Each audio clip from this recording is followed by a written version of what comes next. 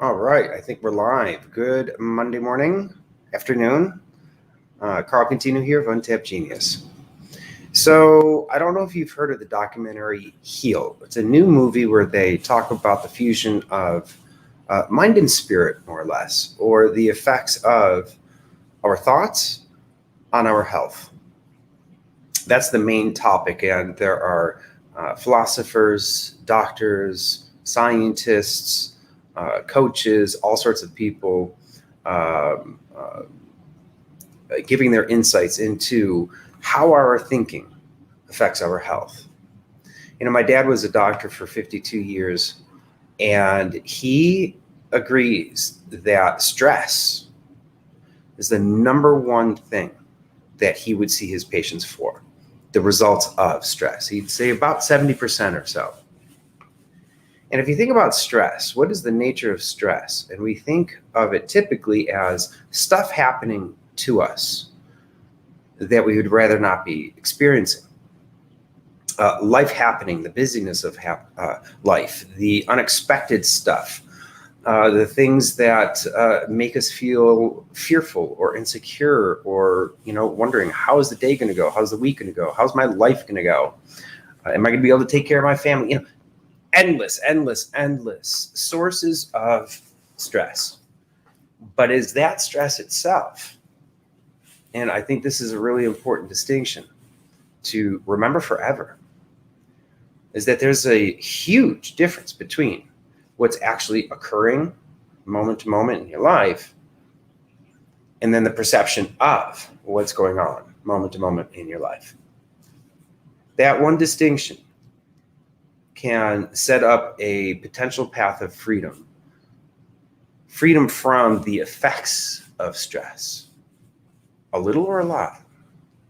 So my definition of stress, if you're familiar with my life as a wave model, if you've watched my lives in the past, then you know that I simplify all of our thoughts, all of our reactions to the moment, to one of two different things, and only two things. It is in either what you might call a positive thought, and things open. I like to think of our energy and our state of being, if you will, like a tube. All right? And my mind, you can think of it as a tube. And as I'm doing my day, I'm having thoughts. I've got actions that are being triggered through my mind, through my intentions, my goals, all that stuff, right? But if I'm doing my doing throughout the day and I have fearful thoughts, stressful thoughts, negative thoughts running through my system, my tube, conduit, if you will, gets narrowed, it gets squeezed. And you can feel that in many different ways. And this is something that happens in the moment. That's another very important distinction here, is that we have to find ways to take the wonderful ideas and distinctions that are already out there in the world in terms of improving one's health and well-being. But a missing piece for me is, how do you bring these concepts into the moment? And how do you know if you are activating that concept, not just thinking it? Huge difference. So a lot of times affirmations have limited efficacy because they can very easily turn into thought cycles. And thoughts themselves don't necessarily have the power and impact to create a shift. It's what the thoughts are pointing to. That's everything. So if you're saying, like, for example, you've got an affirmation like, I am healthy, I am healthy, I am healthy. Let's say. Well, that repetitive word will in of itself do nothing unless, as you're repeating that word, it's triggering that state of well-being and health in your mind. Can you actually open up that tube so that life can move through? So here's my definition of stress. Stress is when we have thoughts and perceptions of what's going on. Remember, the distinction is there's stuff going on, and then there's my perception of it. Stress is in the realm of my perception of things. Yes, there are physical stresses throughout life and whatnot, but that's not what I'm talking about right now. I'm talking about, day-to-day living, and stress being the number one killer, as my dad, the doctor, would absolutely agree with. And so what is that source of stress? Is it the stuff happening to us or how we're responding to the stuff happening to us? I say our power of influence is in realizing that it's in the realm of perception, how things show up. And if you get that, then we can begin to take the journey of, well, how does one actually process things happening in the moment so that the perception of what's going on doesn't squeeze my tube? Can you feel, like, take your arm and take your hand and squeeze? That's what I mean by the tube. You can think of your whole entire body as a vessel for movement to go through. That's what I mean by a tube. I know it's kind of a weird analogy, but it simplifies the thing. The whole game at play is, if the tube is open, life is moving through you, you have energy, and you feel good, and you're moving and grooving. But if things are happening such that the perception of it is fearful, negative, any of that kind of stuff, then my tube overall closes.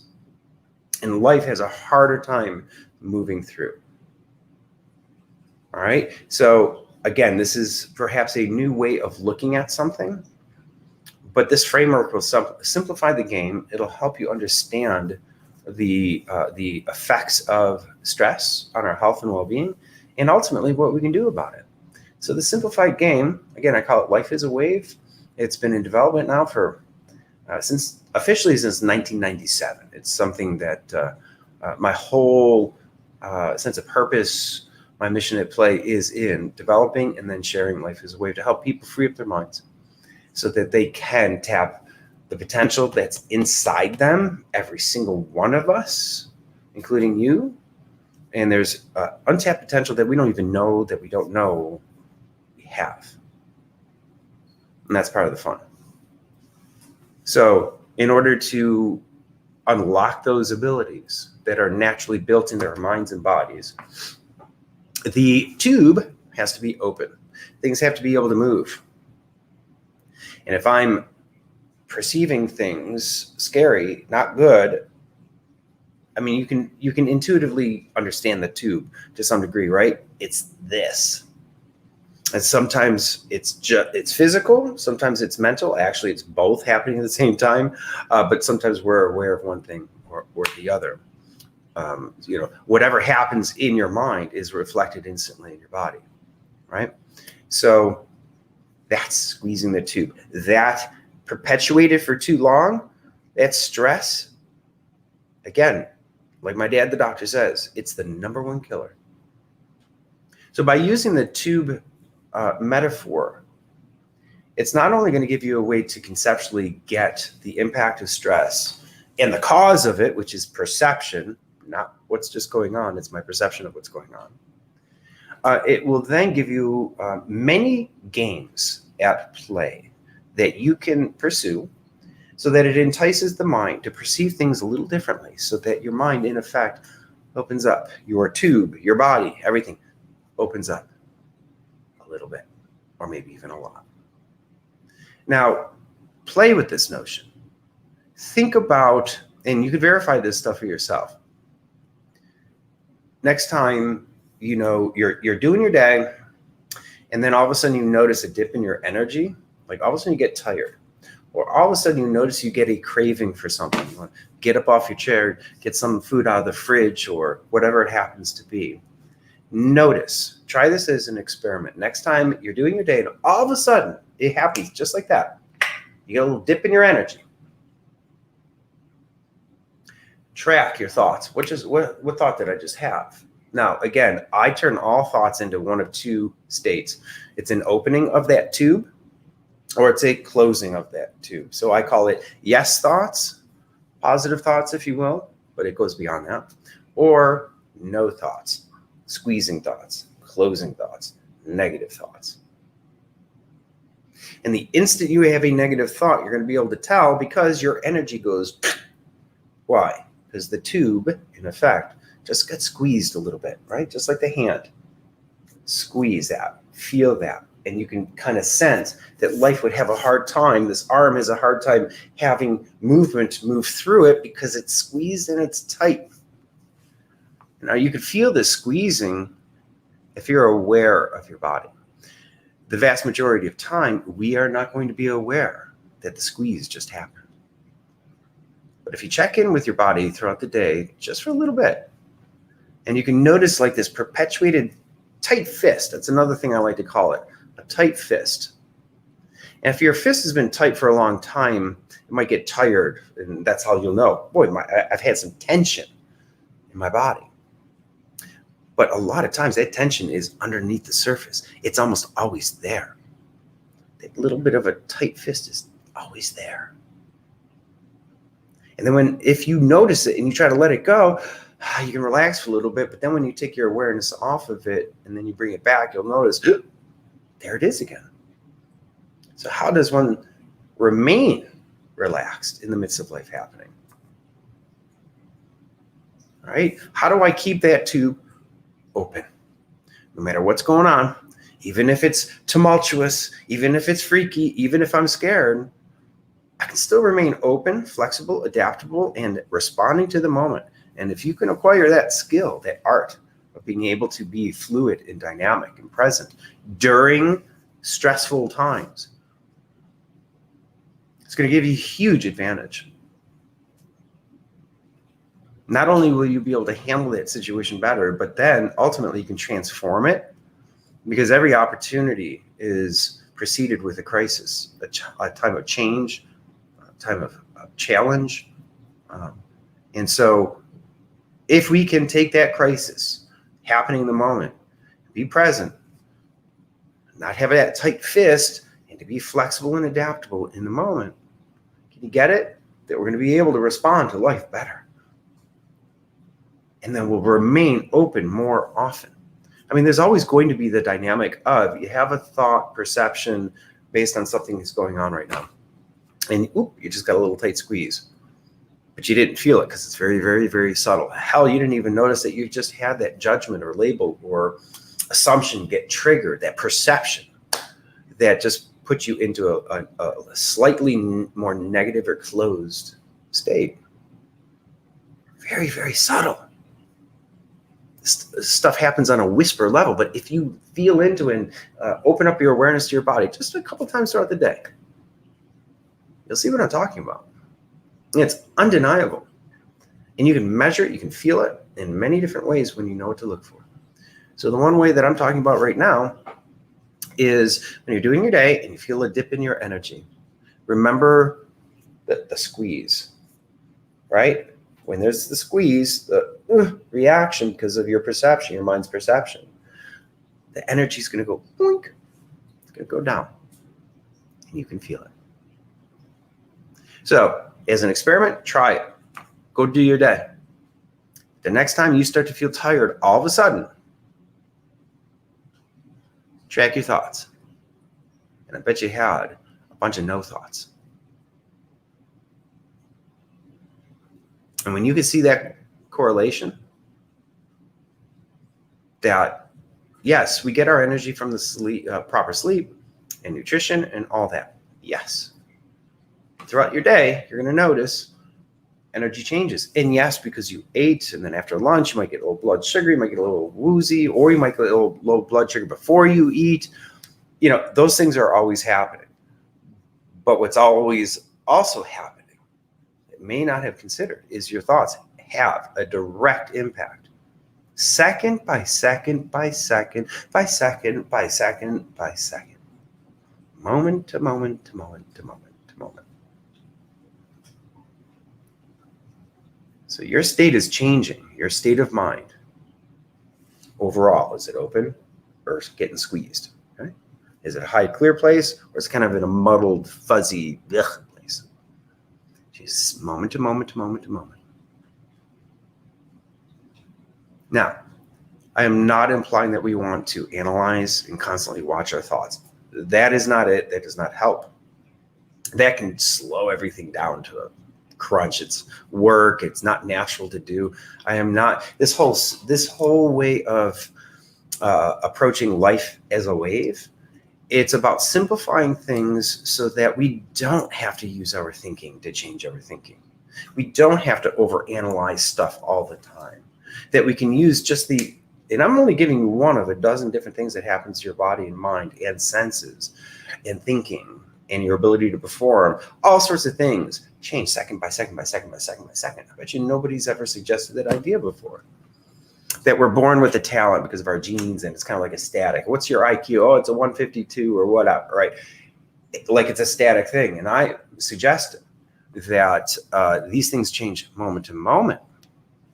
That if I get rendered into a closed state, a fearful state, a negative state, a reactive state, my intelligence just went down. My ability to think clearly just went down. My creativity just went down. My ability to perform just went down. My ability to take in life and see it in its glorious detail and magic and nuance just went down. Everything changes moment to moment based on your state. And your state is dependent upon your thoughts. And there's only two types of thoughts. Opening, yes thoughts, or no closing. That's it. Now, when you can begin to play with this, you're going to move towards health. Because your thoughts affect your body second by second.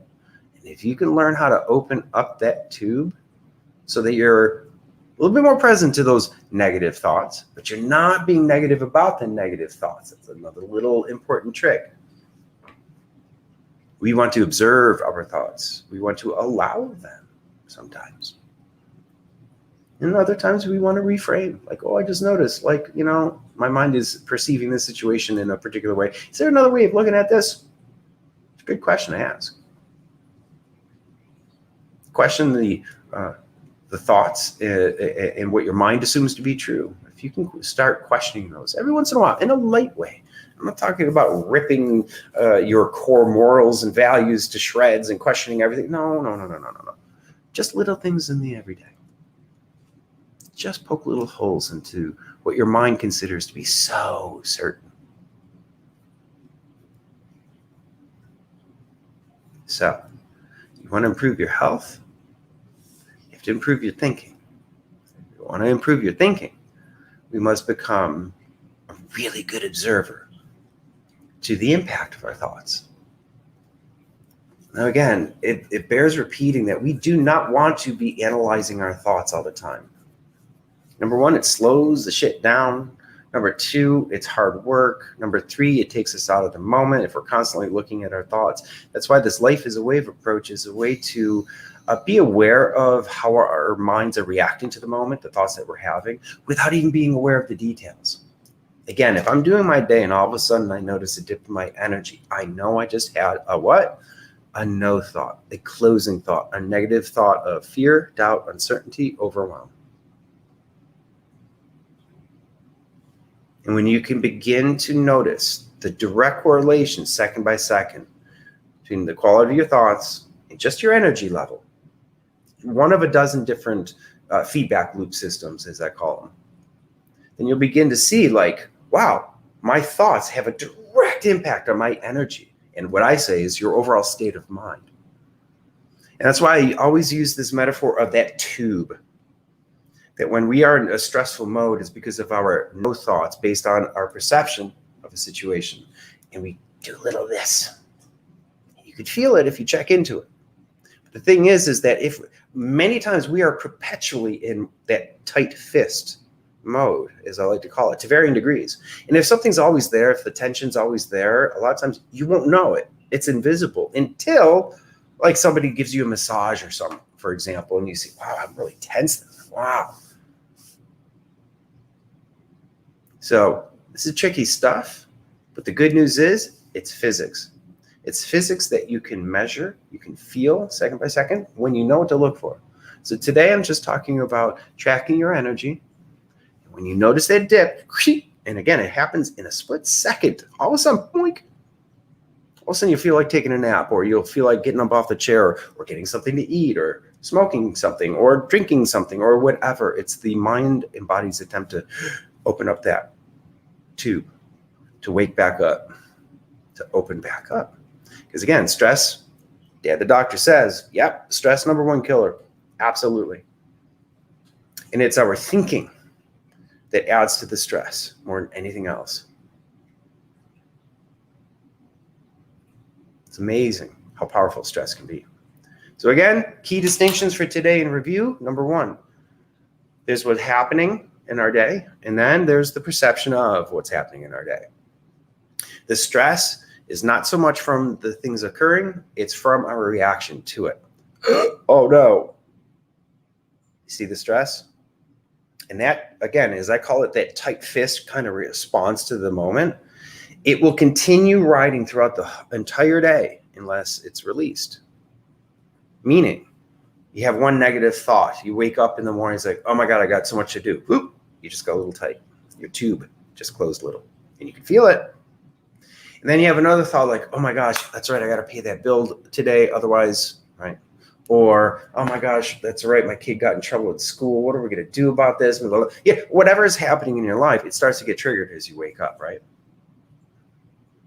Gets onboarded. And your first couple of thoughts of the day will often set the tone for the entire duration. And you can tell when you wake up next time, just notice, observe your thoughts, and you'll notice what your energy does and the perception of the day, the lightness of it, or it starts to get heavy, right? And unfortunately, what happens is that when we have a no thought, a closing thought, a negative thought, oh my God, I got so much to do today, and oh, I wonder if that person's going to sign up, oh geez, whatever. Each time, get a little bit more of a tight fist, a little bit more, and it does not go away. Just because you're not thinking about it anymore, it's still crimping things. There's still a squeeze. There's still a tightness, but you can't feel it because it's just there, unless you check in. So you know what I'm talking about, right? When you first wake up and you have those thoughts, and it really does set the tone. So one of the things I like to do, I've come up with, about 3 dozen different wave tools, different ways to entice the mind to open up, get into a nice clear state. Right? And one of the top ones is, I call it mind as movie. And it's a deceptively simple exercise where, and I'll do this on occasion when I'm waking up or just doing throughout my day, and it doesn't take long at all. At all. It's very simple, but don't let the simplicity deceive the power of this. Mind is movie, how I do it. #1 is, I always say, you got to become the observer to your mind, not being your mind like we just naturally are. All right. So let's say I'm waking up in the morning and I'm now just going to watch and wait for my next thoughts. Oh my gosh, I got so much to do today. Now, as the observer, I just heard that thought coming through me, and then I simply say, I hear you. What else you got? Or some variation of. And all I'm doing is 2 things as I'm being the observer. #1, I'm acknowledging that thought just came up. But I'm not going to do anything with it. I'm not going to go into the content of it. I'm not going to go into the drama of it and the details, because when we have a thought, we're pulled down into the spiral of that particular thought. Off and running the mind goes, right? So by being the observer, noticing the thought coming up, oh my gosh, I got so much to do today. What else you got? What I'm doing there is acknowledging and then saying, hey, what else you got? So it doesn't go down into the details of, oh, you got to do this and you got to do this today. I don't need that for the moment.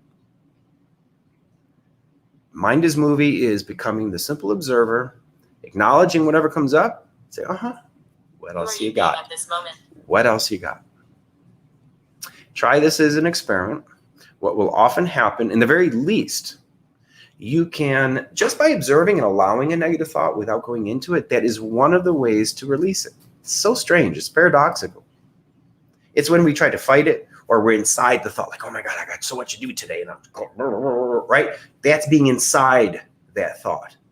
But in the moment that I'm just being the observer, it's like, oh, I got so much to do today. I see it. What else you got? Huge difference. And what will often happen is all those are no thoughts, the closing thoughts, thoughts of concern, overwhelm, uncertainty, fear, limits, they're all no thoughts. But the beautiful thing is that while you're doing mind is movie, and just, what else you got? oh, that's right, and I got to take the dogs to the park today, but I'm wondering if such and such is going to be there on time. And, I was thinking about that yesterday before I went to the dog park. Oh, and I hope my sister Sue is able to show up, but wait a minute, can they meet at the same time? And wait, what if it's a big park. What if I had all these thoughts going through, and most of them were little thoughts of concerns and stuff. And so what I just did was I simply just started watching the thoughts. Yeah. I got you. Yep, I see it. And it just made it lighter. And if we can make things a little bit lighter, if we can step outside of our thinking, even just a little bit, it gives us the ability to have a different type of experience or response. So, mind is movie. Wake up in the morning. You're listening to your thoughts. I hear you. Yep. What else? Yep. Oh, okay. Yeah. Anything else? Yeah. Okay. And if you keep doing that, you're going to have a yes thought.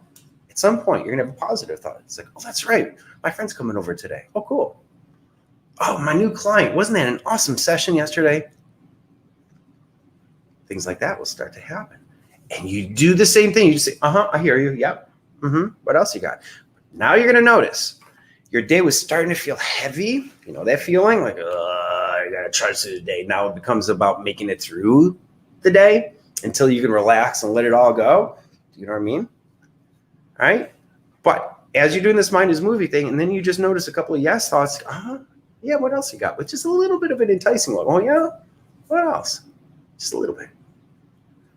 And watch your energy all of a sudden starts to open up. Your day starts to go from heavy to a little lighter. And then sometimes you'll get really excited because all of a sudden, one yes thought, so yeah, what else you got, will tend to attract another positive thought or whatever, right? And you wake back up and all of a sudden life is kind of cool again, maybe exciting. Like maybe I'm going to have a good day today. Open to possibilities. It's a totally different place. And all you did was you watched your thoughts like a movie, as opposed to being inside. The trick to life, as far as I can tell, is that ability right there. Am I constantly stepping outside and becoming an observer? No. The vast majority of the time, I am my mind. But I know the telltale signs. And if I need or want to be in a different place because I'm in fear mode or stress mode or whatever, I do have the power, without fixing the issues that my thoughts are about. I don't even have to change my thoughts. It's amazing, the paradox of observing the thoughts. The act of observing pulls you outside of the hypnosis, the hypnotic trance that our thoughts have. Become the observer every once in a while. And I'm not talking about meditation for, 30 minutes. I can't do that stuff. My back hurts and I don't like taking time out. I don't like to have yet another thing to do on my to-do list. No, what I'm talking about here are quick check-ins. Like when I check in with my thoughts, it might be for 0.5 seconds. And I may not even be analyzing my thoughts whatsoever. I might be just scanning my body for a quick little thing of is there any tension balled up? Like if I have a bunch of negative thoughts about, let's say finances, for example, sometimes it's correlated with a little tightness in the chest. If I'm trying too hard, working too hard at doing whatever I'm doing in the moment, whether it be playing the drums or typing things out, I can start to feel it in right here, tension right here. So if you can scan your body and become aware of the different areas of tension that come up throughout the day, and then learn the correlation between what thoughts are creating it, then you get to, again, over time, learn second by second, my thoughts are affecting my state, my overall well-being, and that tube I always talk about. Have a negative thought, and it stays that way for the rest of the day, unless some of that stuff starts to get released. So I was going to talk about this movie, Heal, documentary on the power of your mind to affect your health. And fascinating doctors and scientists. I'm watching it right now. You can watch it on Amazon, Netflix, a bunch of other places. It's simply called Heal. And the focus is on the physical health and how our thoughts affect it, and how ultimately we can heal ourselves through awareness of mind. It's a huge shortcoming with most of these types of movies. I love them. They talk about fascinating topics, but they don't necessarily give you direct, how to, like, all right, so what do I do with this? My mind affects my body. Okay, great. So now what? Be more positive? Okay, great. Well, good luck with that. It doesn't work very well or for very long. It's literally impossible to be a perpetuated positive thinker. Your mind has its own agenda. It's not going to be thinking positive. Most of the time, it's going to be thinking about its concerns, worries, fears, doubts, overwhelms, and all that kind of stuff. It's got its own agenda, different than your agenda. All right. So with that recognition, we're going to have lots and lots and lots and lots of what I call no thoughts throughout the day, and we're not even going to know about the vast majority of them. So here, the game of play is to waking up your awareness to what's going on in your body, the quality of your thoughts, your senses, the quality of your senses. Did you know that they change second by second based on your state? Have you ever thought about that? Have you ever noticed?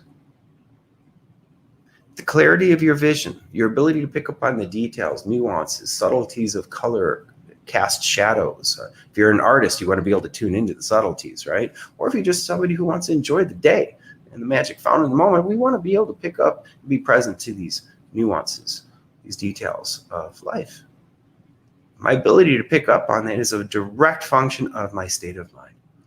If I'm in a crap state of mind, do you think I'm going to be taking in the beauty of the day? Do you think I'm going to be thinking necessarily clearly and creatively?